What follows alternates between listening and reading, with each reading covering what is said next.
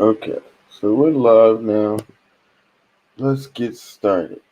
So, the first thing I want to do is obviously say, obviously happy Martin Luther King Jr. Day and also happy Special Field Order 15 Day. Um, it fell on the same day today, which is pretty cool. And there's a great speech that Dr. King gave where I'm pretty sure we're all familiar with it now, where he talks about our 40 acres and what we're, oh, let me see if I can pull it up.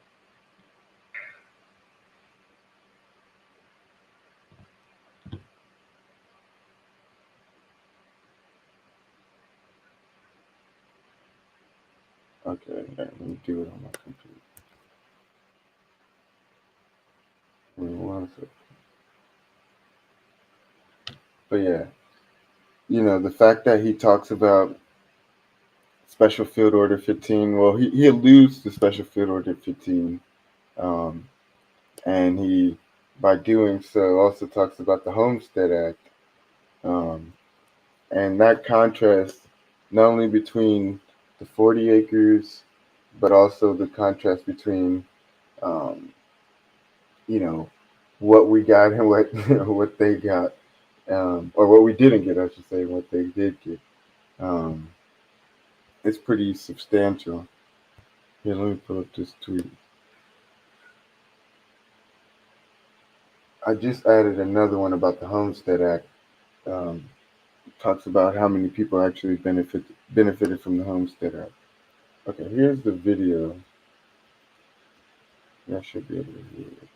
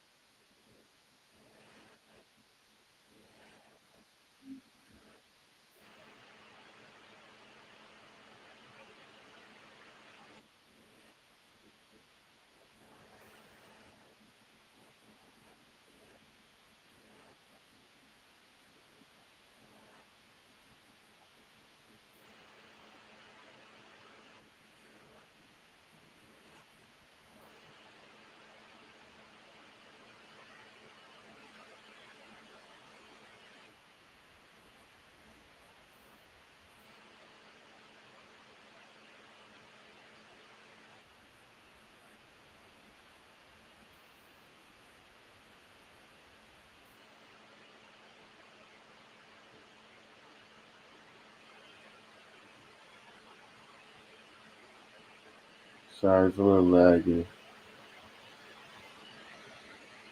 Twitter.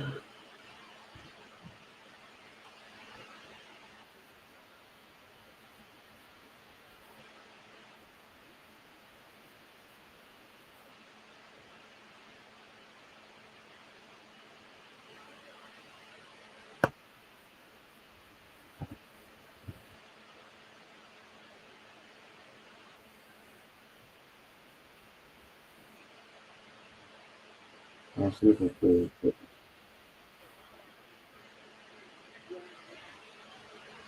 I'll play it from my computer or from my phone.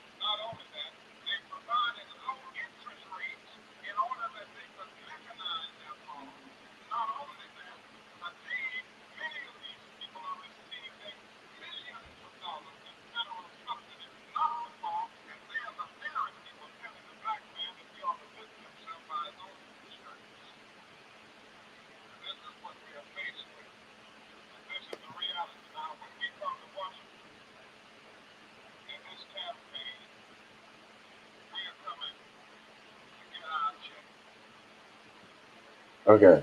So the context of sharing that, he basically, again, he talks about the denial of our 40 acres, and then he talks about the Homestead Act, where Europeans got 160 acres, 4 times the amount of acres that we were promised. And then he also talks about coming for our check, which is at that time like the idea of like reparations, right? And so the fact that Martin Luther King Day and Special Field Order 15, which is the first order that talked about our 40 acres, lands on the same day is pretty historic. And then, I got basically the Special Field Order 15 up so we can actually like read through it. But before I go into that, I want to look at the Homestead Act. There are about 93 million living descendants who benefited from the Homestead Act. There's about 42 million freedmen. So there's twice as many living descendants of the Homestead Act, um, at 93 million, right? More than twice. And then they actually got 4 times the amount of acres that we didn't even get, right? And then when you think about the census says there's about nearly 200 million people who are white. But if you look at the Homestead Act, there's about 93 million who are descendants of the actual Homestead Act, which means that you can think of them as the like colonial Europeans, the ones that were here during slavery and other times like that. And then the other thing to look at is still 93 million is about a third of the U.S. population. That's the whole U.S. population is something around 330 million. So if you do 93 out of like 330, it's almost a third. Um, and so it's just crazy to think that 1 out of 3 people that you could like look at in the United States basically benefited from the Homestead Act. Um, Meanwhile, like King was saying, these are the same people that tell us we need to uh, pull ourselves up by our own bootstrap. Meanwhile, they've benefited from so-called bootstrapping, giving giving them boots for free, teaching them how to farm, giving them land, and all these other tools to actually benefit from, right? So I also want to pull up the "I Have a Dream" speech because there's a few references in the "I Have a Dream" speech that he makes to um, kind of like reparations. So he says, instead of honoring this sacred obligation, America has given its colored people a bad check, a check that has come back marked insufficient funds. But we refuse to believe that the Bank of Justice is bankrupt. We refuse to believe that there are insufficient funds in the great vaults of opportunity of this nation. So we have come to cash this check, a check that will give us upon demand the riches of freedom and security of justice. We have also come to this hallowed spot to remind America of the fierce urgency of now. So I'm not going to keep going on, but he alludes to this a few times, even a little bit before he talks about um, we have come to our nation's capital to cash a check, right? Um, he says they were signing a promissory note to which every American was to fall heir, right? This note was a promise that all men, yes, black men, would be guaranteed would be guaranteed to the inalienable rights of life, liberty, and the pursuit of happiness. And then he talks about how like America has defaulted on this promise, right? So he's like using these very economic metaphors, monetary, financial, um, and this allusion also to reparations and what we're owed in terms of the debt. Okay, so other thing I want to talk about is um, he made this really great speech in Philadelphia called "What is Your Life's Blueprint?" And in this speech, he basically goes over he basically begs the question like, what is your life plan? Like, what is your goal in life? What's your life dream? Excuse me. Like, what do you want to accomplish? And he talks about, if you have a blueprint to a building, that helps you actually create the real building. So what's your blueprint to your life so you can actually like fulfill it? And he talks about no matter what you decide to do, um, basically do it the best that you can, um, no matter what vocation, what path you decide. Make sure that it's something that you do at your best. Um, Let me see if I can pull up the transcript so I can kind of get an idea.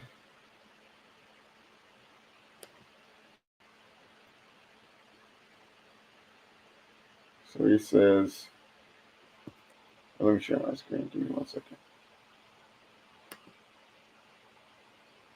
Okay. So he says, I want to ask you a question, and that is, what is your life's blueprint? Whenever a building is constructed, you usually have an architect who draws a blueprint, and that blueprint serves as the pattern, as the guide, and a building is not well erected without a good and solid blueprint. And then he says, I want to suggest some of the things that should begin your life's blueprint. Number one, your life's blueprint should be a deep belief in your own dignity, your worth, and your own somebodyness. Don't allow anybody to make you feel that you're nobody. Always feel that you count. Always feel that you have worth. And always feel that your life has ultimate significance. Secondly, in your life's blueprint, you must have as the basic principle the determination to achieve excellence in your various fields of endeavor. You're going to be deciding as the years unfold, what you will do in life, what your life's work will be. Set out to do it well. And then what are some other good parts?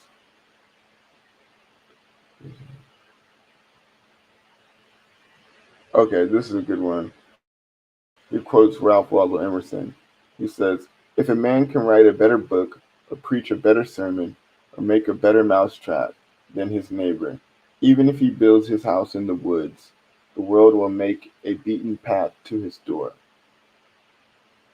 And he's basically stressing this idea that you know if you do something extremely well, no matter what it is, whatever your superpower is, um, people will recognize how well you do it, and really seek out your advice and seek out your counsel because they know how well you do a certain craft. So whatever it is, do it well, and people will kind of you know find out that it's so good because of the skill and the care that you put into your work. Let's see. This one is good. He's like, if it falls your lot to be a street sweeper, sweep streets like Michelangelo painted pictures, sweep streets like Beethoven composed music, sweep streets like Lionel Price sings before the Metropolitan Opera, sweep streets like Shakespeare wrote poetry, sweep streets so well that all the hosts of heaven and earth will have to pause and say, here lived the great street sweeper who swept his job well. If you can't be a pine at the top of the hill, be a shrub in the valley. Be be the best little shrub on the side of the hill. Be a bush if you can't be a tree. If you can't be a highway, just be a trail. If you can't be a sun, be a star. For it isn't by size that you win or fail. Be the best of whatever you are.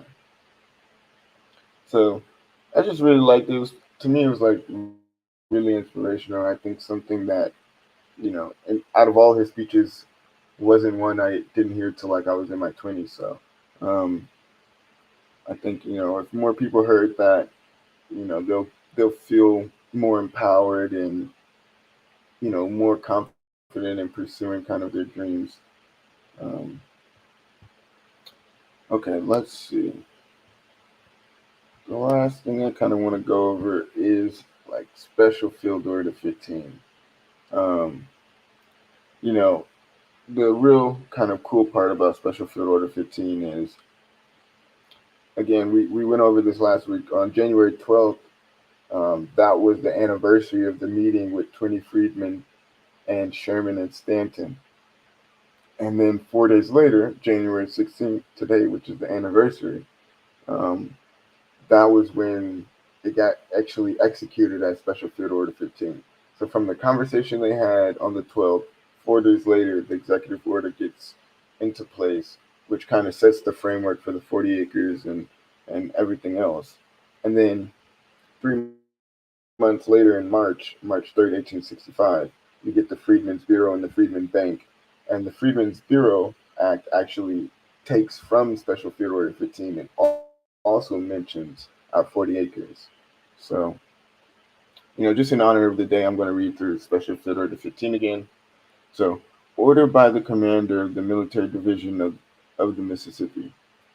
In the field of Savannah, Georgia, January 16th, 1865. Special Field Orders number 15. 1.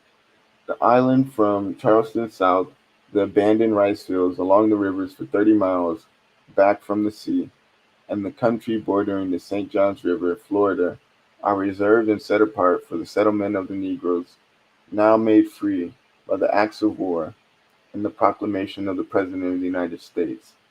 2. At Beaufort, Hilton Head, Savannah, Fernandina, St. Augustine, and Jacksonville, the blacks may remain in their chosen or accustomed vocations, but on the islands and in the settlements hereafter to be established, no white person whatever, unless military officers and soldiers detailed for duty, will be permitted to reside, and the sole and exclusive management of affairs will be left to the free people themselves, subject only to the United States military authority and the acts of Congress. By the laws of war and orders of the President of the United States, the Negro is free and must be dealt with as such. He cannot be subjected to conscription or forced military service, save by the written orders of the highest military authority of the department, under such regulation as the President or Congress may prescribe. Domestic servants, blacksmiths, carpenters, and other mechanics will be free to select their own work and residence, but the young and able-bodied Negroes must be encouraged to enlist as soldiers in the service of the United States, to contribute their share towards maintaining their own freedom and securing their rights as citizens of the United States. Negroes so enlisted will be organized into companies, battalions, and regiments under the orders of the United States military authorities and will be paid, fed, and clothed according to law. The bounties paid on enlistment may, with the consent of the recruit, go to assist his family in settlement and procuring agricultural implements, seed, tools, boots, clothing, and other articles necessary for their livelihood. Okay, 3.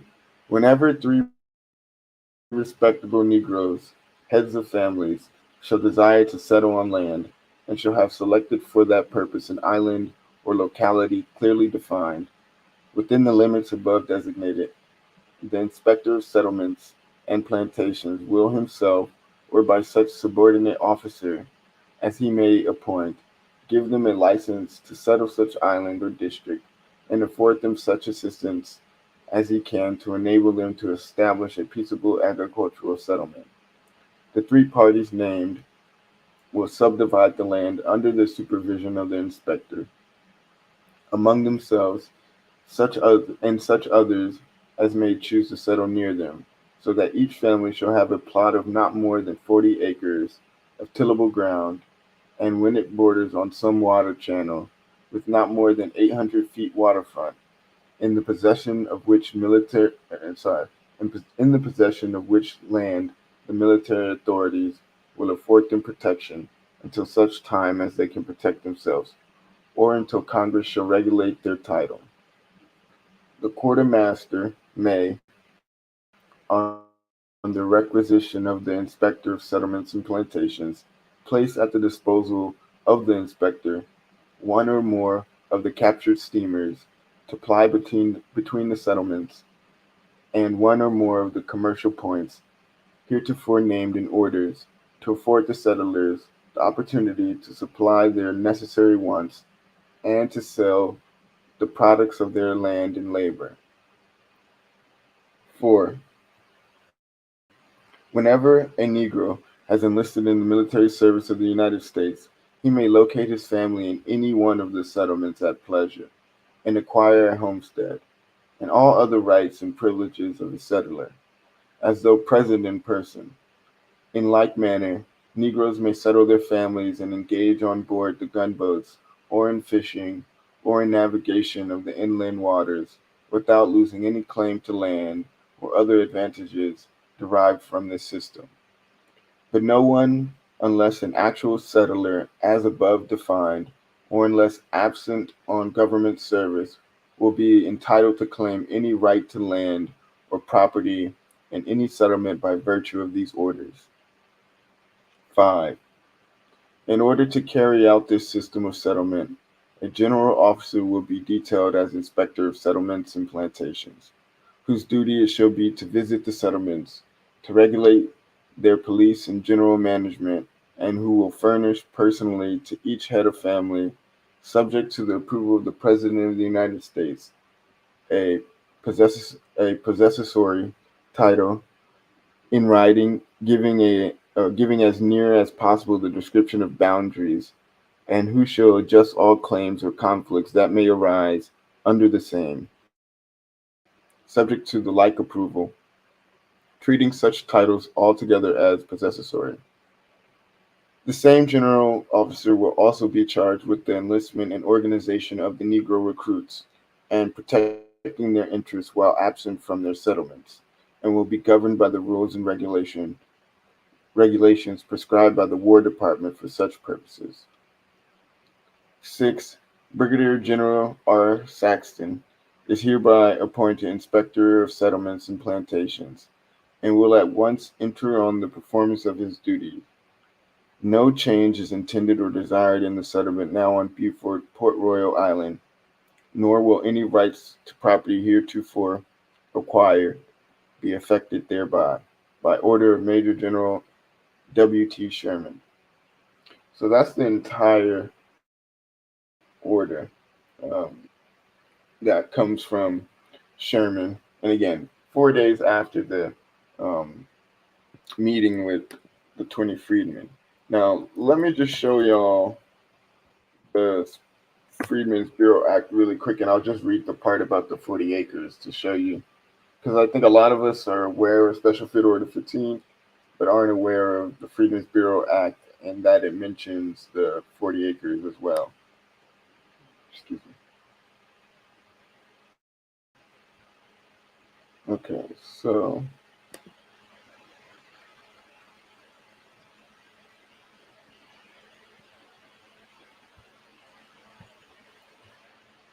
they're virtually identical. So this is what it says in the Freedmen's Bureau Act. Freedmen shall have a, Freedmen shall be assigned not more than 40 acres, and the person to whom it was so assigned shall be protected in the use and enjoyment of the land. And then, in Special Field Order 15, it says each family shall have a plot of not more than 40 acres of tillable ground, and the military authorities will afford them protection until such time as they can protect themselves.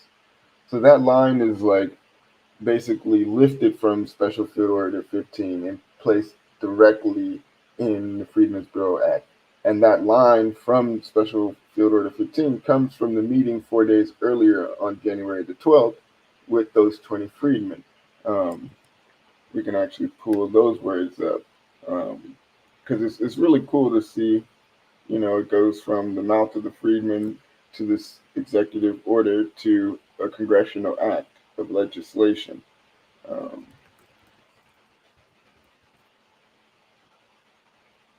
Give me 1 second.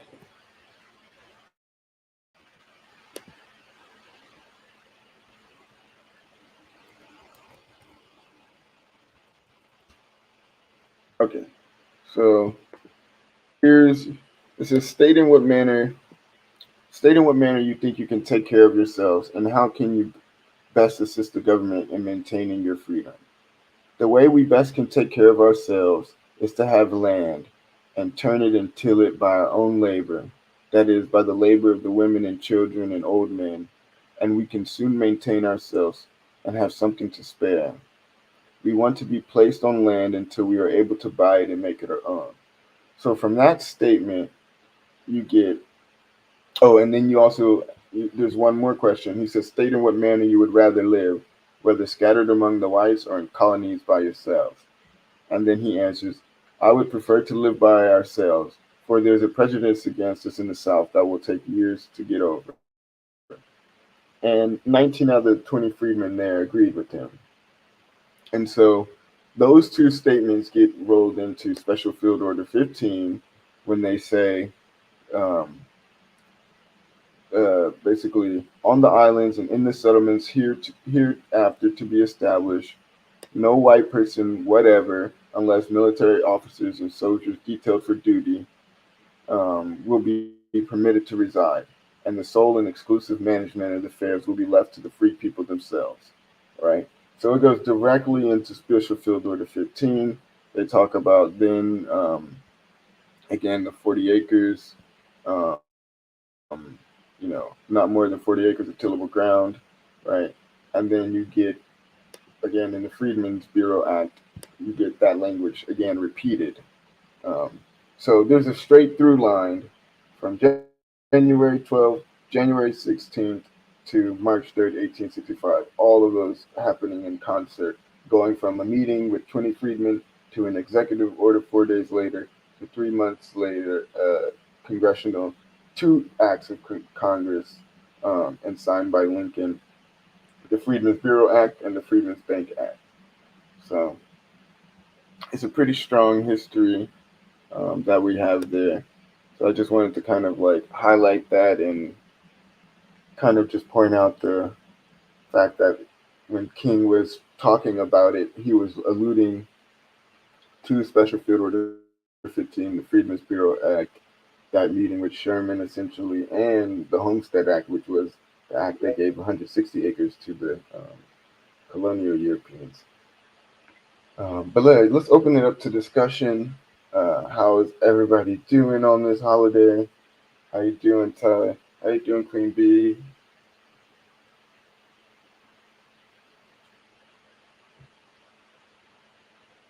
Go for it, Queen Bee. Hey, Eric. How you doing? I'm good. How are you? Pretty good. Thanks for allowing me an opportunity to speak, and Of thank you to your course. co-host as well. Yes, ma'am. So I'm sorry, I think I might have missed something, but when you were talking about Special Field Order 15, and you Yeah. said there were 20 freedmen that were being addressed, Yeah.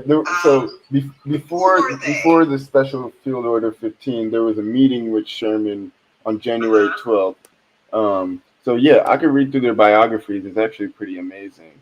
Yeah, I just wondered, were they all from like different states, or Yes, what was the makeup of those 20 freedmen? yeah. So they came from different places. Let's just read through their biographies because it's just amazing kind of to hear their stories anyway.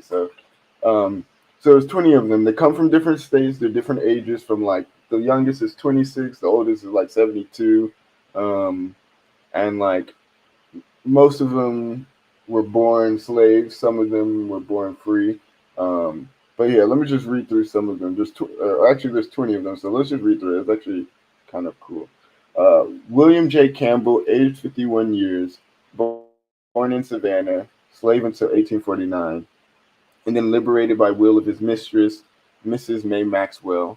For 10 years, pastor of First Baptist Church of Savannah, numbering about 1,800 members, average congregation 1,900, the church property belonging to the congregation, trustees white, worth $18,000. Number two, John Cox, age 58 years, born in Savannah, slave until 1849, when he bought his freedom for $1,100, pastor of the Second African Baptist Church, in the ministry 15 years, congregation 1,222 persons, church church property worth 10,000 belonging to the congregation.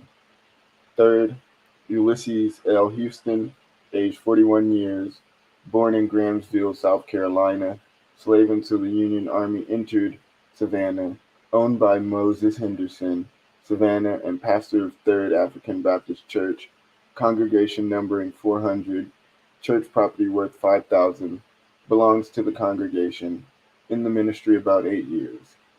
4. William Bentley, age 72 years, born in Savannah, slave until 25 years of age, when his master John Waters emancipated him by will.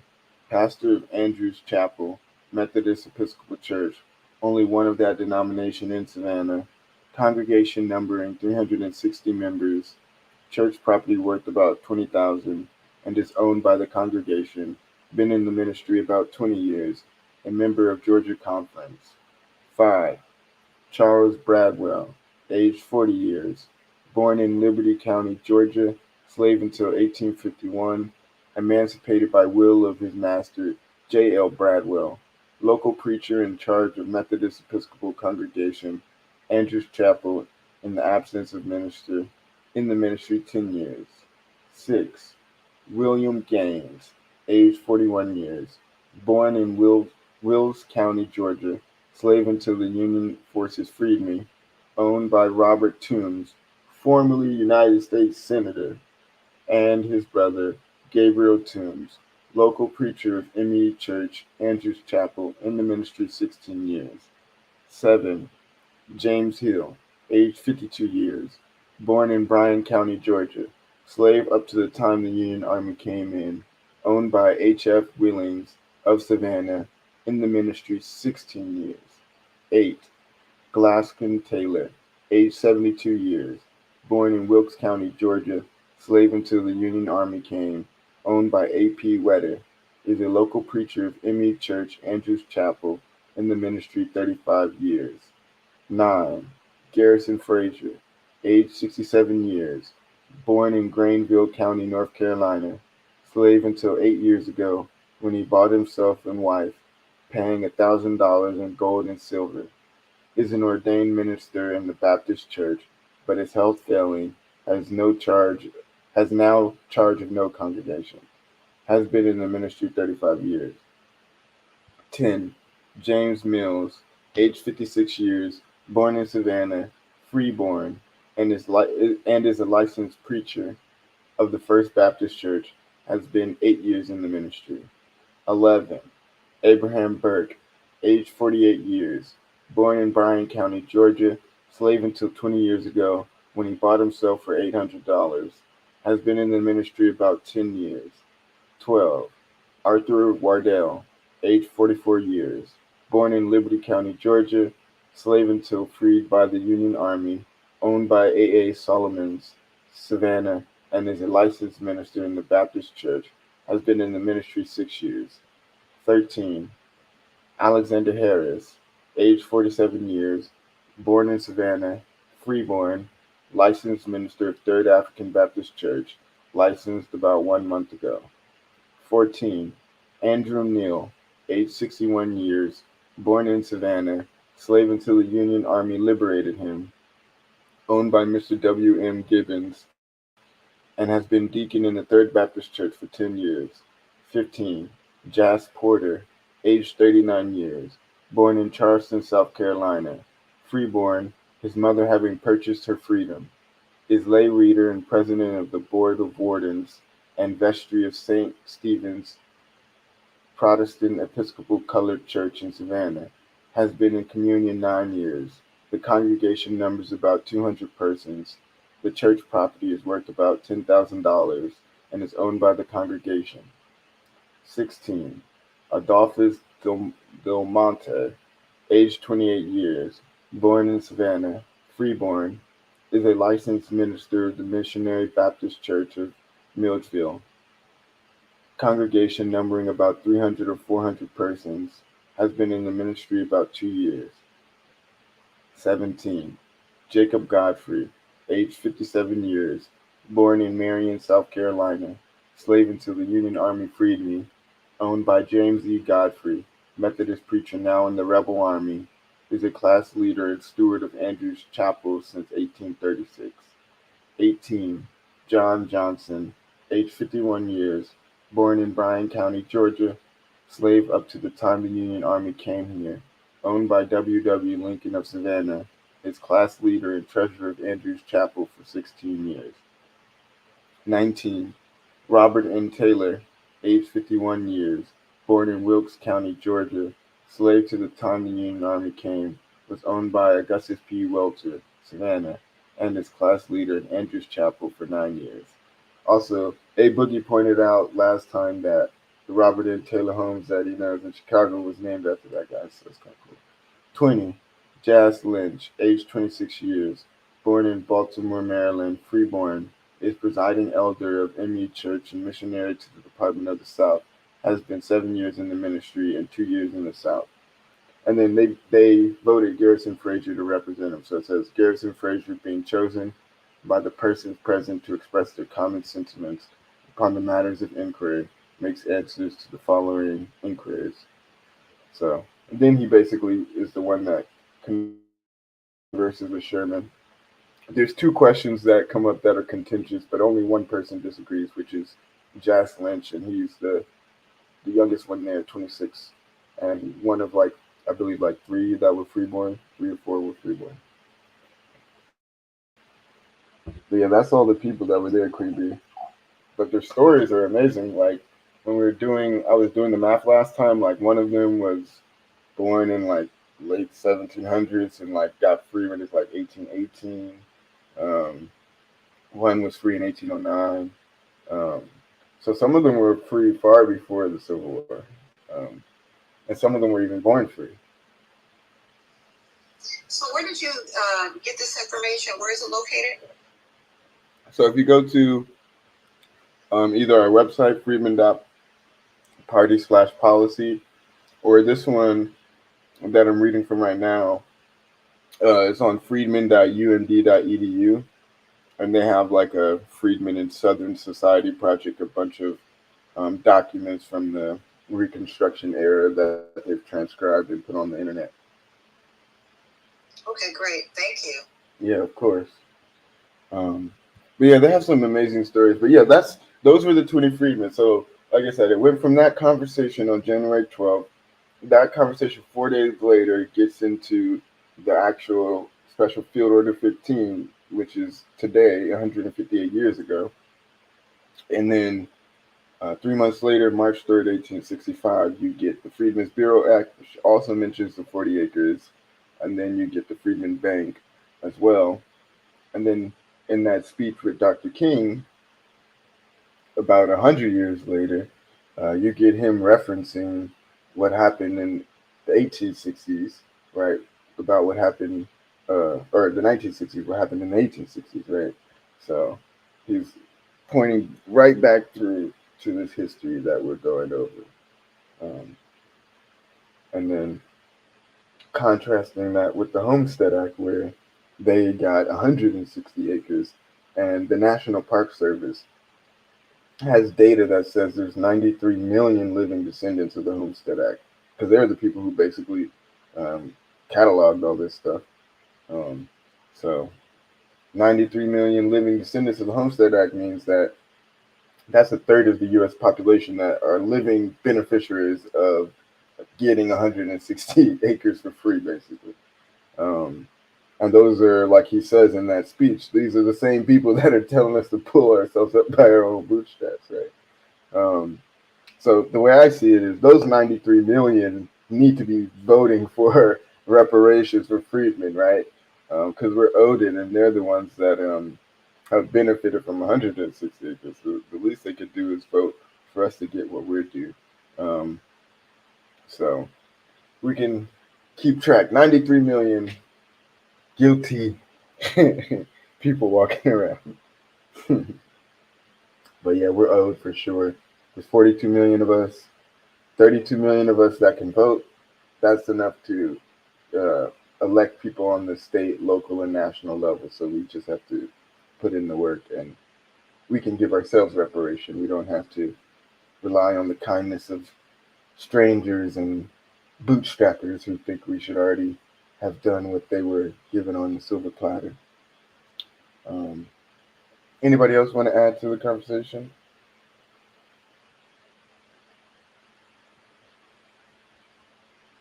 Y'all welcome to come up to the stage. I'll send out some more mics.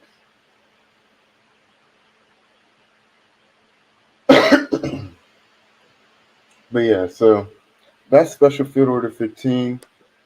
I'll actually, let me see if I can pull up. Huh, that's weird. It kind of seems shorter. Like his speech seems shorter in writing than it was when he spoke it, I guess. Excuse me. Like it's saying it's 2 minutes to read it, but the video is like 20 minutes. But I think there is some other parts where he talks about other stuff.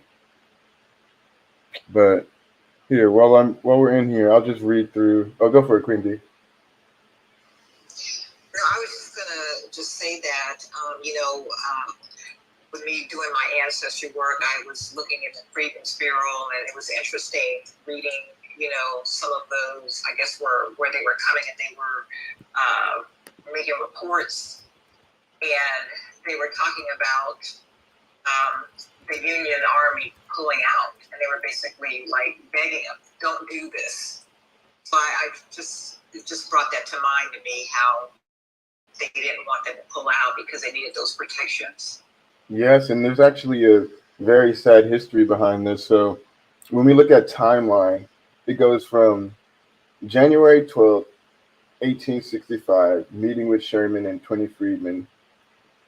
And then you get January 16th, 1865, 158 years ago, you get the meeting, you get Special Field Order 15. Then 3 months later, right, March 3rd, 1865, you get the Freedmen's Bureau and the Freedmen Bank Act signed the same day into law, right? Congressional Act passed, two congressional acts passed on the same day, signed it on the same day. Then, 5 weeks later, Lincoln is assassinated. At the time, the 13th, 14th, and 15th Amendments are not even ratified. 14th and 15th Amendments are not even introduced into Congress, right, at this point. So, December 6th, 1865, you get the 13th Amendment ratified. December 24th, 1865, you get the Ku Klux Klan being founded by ex-Confederates. And then, in terms of the undoing of Reconstruction, 1872, you get the undoing of the Freedmen's Bureau. 1874, you get the robbery of the equivalent of $1.36 trillion today of the Freedmen's Bank. And then in 1876 and 1877, you get a contentious election in 1876, which leads to the Compromise of 1877, where they say the Republicans and the Democrats form a congressional committee. It's a 9-person committee, 5 Republicans, 4 Democrats, and they come together and they agree that in order to settle who's going to be president, because everyone's threatening another second civil war and all this, talk of violence and things like that. So they say, well, the Democrats tell the Republicans, we'll let your candidate win the presidency if you agree to remove the troops from the South. That was the Compromise of 1877. And the Republicans, the so-called good ones fighting for us, agreed to that. They agreed to remove the troops from the South, protecting us, protecting everything we were building up post-emancipation. And that kind of accelerated the violence, accelerated all of the terrible things that happened to us afterwards. That's where you get the Black Codes. That was like the official end of Reconstruction. And you get the Black Codes, Jim Crow, all these other things. You get the undoing of the 2,000 freedmen in elected office at that time. And then you get the rolling back of voting rights. So freedmen are not even voting for another 100 years when you get the civil rights era and they're asking to vote again. And, you know what I mean? It's crazy. So the big thing that happened during this civil rights movement is they got the rights back, but they didn't get the institutions. They didn't get the Freedmen Bureau. They didn't get the Freedmen Bank.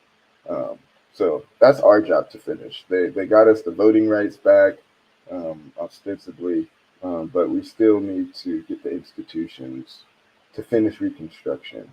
Um, and the Freedmen Reconstruction includes the Freedmen Bureau and the Freedmen Bank, and the Freedmen Bureau included hospitals, schools, and courts.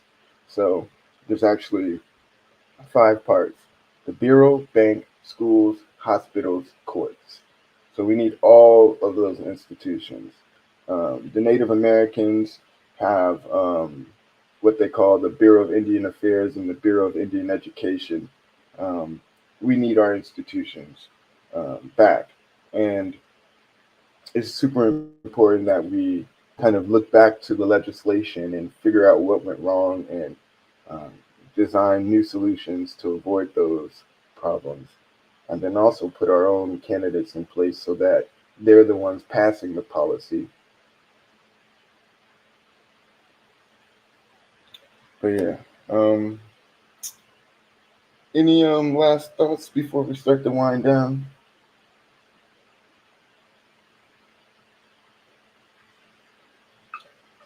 I ain't got too much to add tonight, brother. No Thank you for worries. holding the space. Of course. I mean, I guess we can celebrate his birthday, but I'm still angry. So Yep. it's Nice. Martin Luther King Day because I feel like he would probably still be alive today. So I was just Yep. roll with thought in the back of my mind. So that's how I'm gonna celebrate. So yeah, Definitely. peace to the family. Yeah, appreciate it. Yeah, King would definitely, if he was alive today and saw what we are going through, he would definitely be unhappy and be like, you know, we're still coming for our check, right? Like he would try to finish the job, and so I think that's where we have to be thinking. We need to finish the job, and the moment King started talking about economic things, in his last speech, he talks about the need for us to not only boycott, but also to pool our money together to fund our own things. He says, like, if you put all of our annual income together, we're the ninth richest country in the world. Well, today it would be the top three. And so, um, when you look at how well we do in terms of income, not in terms of wealth, but in terms of income, we spend about 98% of our income with white companies. If we reverse that and spent it with our own people, um, we would experience far more, building in terms of sustainability. It's not reparations, but we do need to start pooling what we do have together to get reparations. Um, Especially when it comes to funding candidates, um, making sure that our candidates are well financed and are able to garner the votes that they need, are able to knock on the doors that they need to get the votes to get into office. So all of these things are connected, and I think the best way we can leverage, our position now is to get political, to get active in our democracy, as we say, and really build up this political party so we can um, not only have our own voting bloc, but our own freedmen candidates running on our own freedmen agenda. That's the goal. That's the dream. So, Queen Bee, did you have any last thoughts before we wrap up? No, I don't. I just want to thank you for holding the space because every time I come to one of your spaces, I learn a lot. So I just want to thank you. Yeah, thank you. And that was a good question. I hope you enjoyed the biographies of this 20 freedmen. All right, y'all. Thank y'all for coming through. And happy Martin Luther King Jr. Day. Happy Special Field Order 15 Day. We'll be back tomorrow, um, 4 p.m. Pacific, 7 Eastern. We're going to do daily spaces Monday through Friday. So we'll be back. And y'all have a great day. Enjoy. Peace.